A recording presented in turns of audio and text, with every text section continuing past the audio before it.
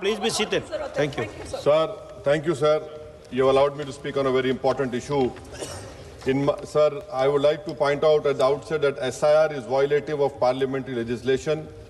It violates the powers prescribed by Parliament. It's contrary to the judgment of Supreme Court, a 3-judges judgment of Lal Babu Hussain, and it is a malified exercise of power to selectively disenfranchise on the basis of religion.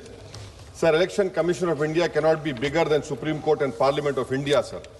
Sir, may I point out to you, sir, the representation of the RP Act of 1950 and Registration Electoral Rules 1960 prescribe that inclusion in the electoral roll will be based on self-declaration of citizenship backed by 1 or 6 documents of identity prescribed in Form 6 of 1960 rules, including Aadhaar. Now, this is an act which was passed in Parliament, sir. Supreme Court, in its Lal Babu Hussain judgment, held that once an voter has been included in the electoral roll, there is a presumption that they are citizens and they cannot be removed except by an inquiry into the citizenship of the individual voter and giving them an opportunity of hearing after informing the basis on which doubt arose concerning citizenship. What is happening now is that the Election Commission is putting the burden of proof on the voter. It is completely in violation of the Representative People Act 1950, Electoral Rules of 1960 passed by this House and the Supreme Court judgment of Lal Babu Hussain, sir.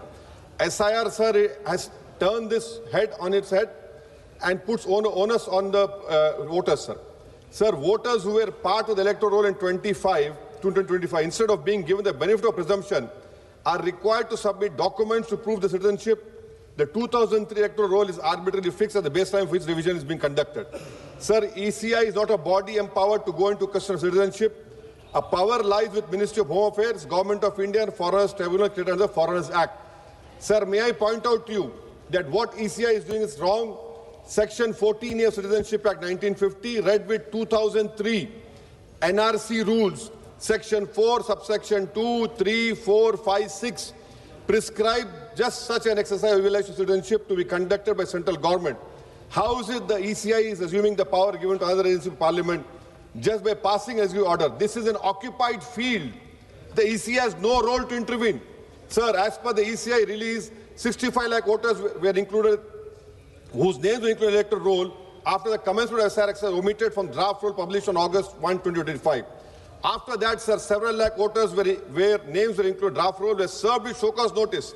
I have the copy of show cause notice that doubts had arisen on their right to be included in the electoral roll and they were asked to appear in person with documents to prove that they were entitled to be included in the electoral roll. Sir, on what basis did the ECI issue these notices? How did the doubt arouse? Form 6 rule has been passed by this August House. How can the ECI do it? They are violating the sanctity of a law that is passed in this August House, sir.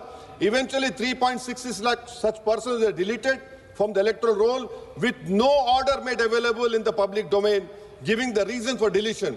Sir, under the SIR order, these persons are to be referred to authorities tribunal dealing with illegal foreign migration. Now, sir, look at this, what the government is supporting the ECI.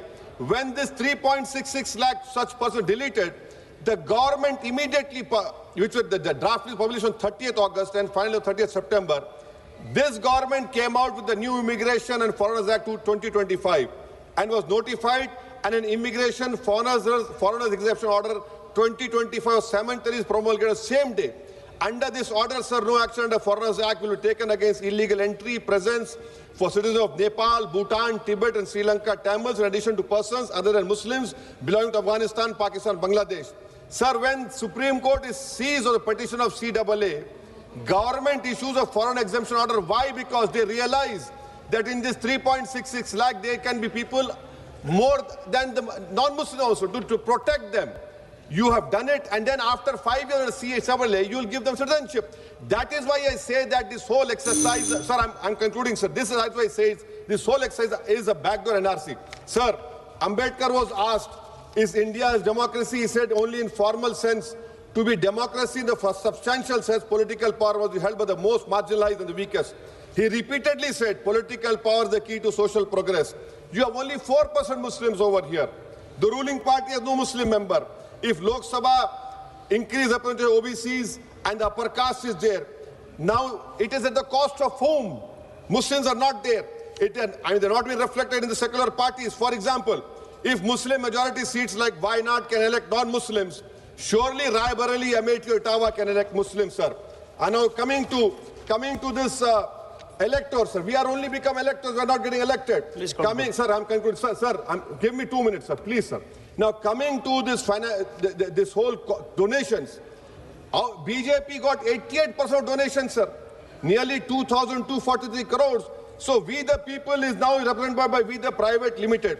I would request this ruling party to please consider adopting a mixed member parliamentary system like Germany. Each voter has 2 votes, one for their MP and one for a political party.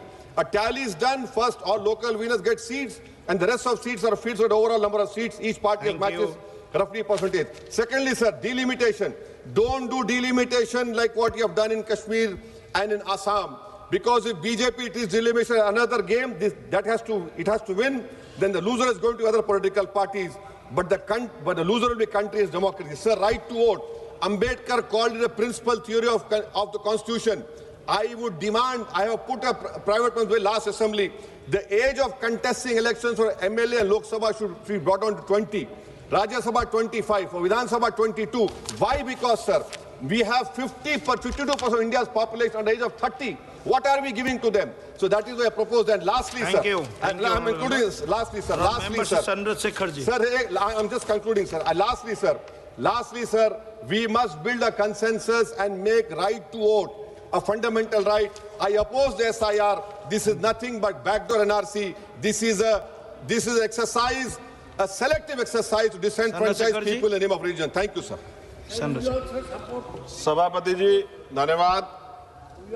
आज का विषय देश के करोड़ों मतदाता